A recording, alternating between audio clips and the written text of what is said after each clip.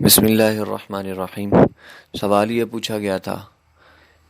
کہ روزے کی حالت میں مسواک کرنا کیسا ہے،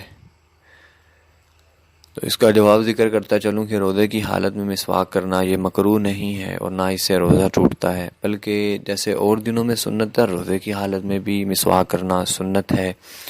اور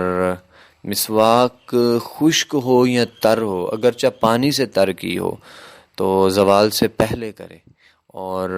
بعد میں کسی وقت اگر وہ مسواک کرتا ہے مکروہ نہیں، لیکن جیسا کہ کتب عامہ میں اس کو ذکر کیا گیا، بحر الرائق وغیرہ ہو گیا، اور جو دیگر فتاوی رضویہ شریف میں بھی اعلیٰ حضرت نے اس کو ذکر کیا۔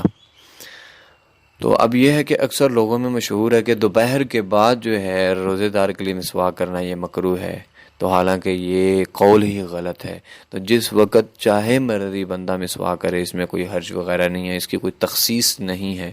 جیسا کہ بحر الرائق میں کتاب الصوم باب ما یفسد الصوم و ما لا یفسد میں اس مسئلے کو بیان کیا گیا۔